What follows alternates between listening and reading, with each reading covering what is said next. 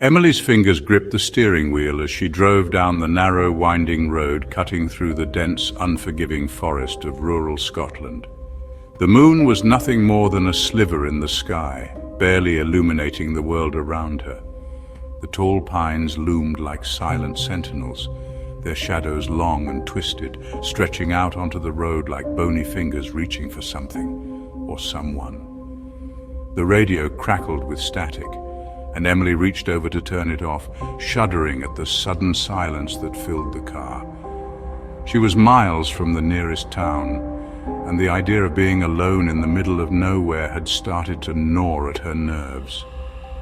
But she was almost there, almost at the cabin her friend had told her about, a supposed retreat from the hustle and bustle of city life. A dark figure darted out onto the road ahead. Emily slammed on the brakes, her heart leaping into her throat. The car screeched to a halt, tires skidding on the gravel. She strained her eyes to see what it was, but the shadows seemed to swallow it whole. Her breath came in short, shallow bursts as she stared into the abyss before her, and then nothing, no movement, no sound. With trembling hands, she tried to restart the car, but the engine only groaned in protest. She tried again, nothing. The headlights flickered, and then, with a disheartening click, they went out completely, plunging her into darkness. "Shit," she muttered under her breath, hitting the steering wheel in frustration. She reached for her phone, but of course there was no signal. There never was when you really needed it. As she sat there, the darkness seemed to press in on her, thick and suffocating. Then she heard it. A faint rustling sound, like leaves being disturbed. Emily froze, her ears straining to catch any other noises. A soft giggle floated through the night, high-pitched and unnatural. Her blood ran cold. She turned her head slowly, her eyes scanning the tree line just beyond the road. There, amidst the trees, she could see them.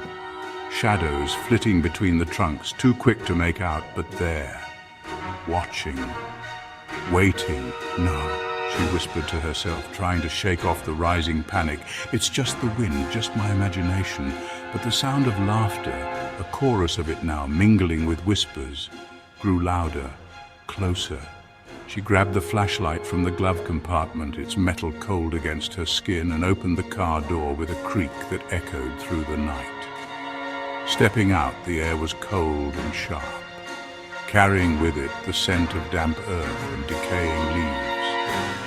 She pointed the flashlight toward the trees, the beam slicing through the darkness, but it revealed nothing. Just the endless rows of trees standing tall and still. "Hello?" she called out, her voice shaky, barely a whisper. But she didn't want an answer. Not really. She took a step forward, then another, the gravel crunching under her boots. The whispers seemed to beckon her, drawing her into the forest.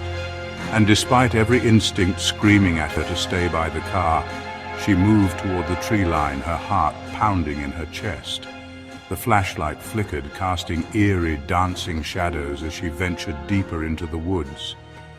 The trees closed in around her, the canopy above blocking out what little moonlight there was. The laughter had stopped, replaced by a heavy, oppressive silence that made her skin prickle with unease.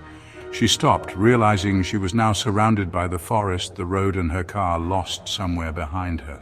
She turned in a slow circle, the beam of her flashlight darting from tree to tree, searching for anything, anyone.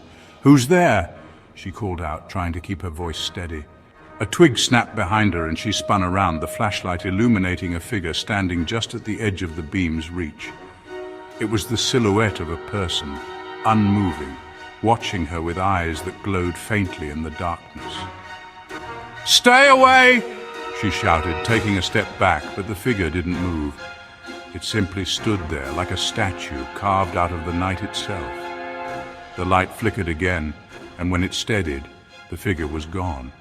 Emily's breath caught in her throat as she turned wildly, the light now revealing several figures around her, all with the same glowing eyes, their faces obscured by shadow. She screamed and broke into a run, her feet slipping on the damp leaves as she crashed through the underbrush. The flashlight beam jerked wildly, casting monstrous shadows as she sprinted blindly through the trees. The whispers had returned, louder now, as if they were right beside her, inside her head. Suddenly the ground disappeared beneath her feet. She tumbled down a steep embankment, her body slamming into the earth, rocks tearing at her clothes and skin. The flashlight flew from her hand and shattered against a tree trunk, plunging her into complete darkness. Emily lay there gasping for breath, her body throbbing with pain. She could hear them moving closer, the whispers now a cacophony surrounding her. With a final, desperate burst of energy, she pushed herself to her feet, but it was too late. The figures were there, just beyond the edge of her vision, closing in. She tried to scream, but the sound was choked off as a cold hand wrapped around her throat, pulling her down into the darkness. The last thing Emily heard was the sound of laughter echoing through the trees as everything faded to black.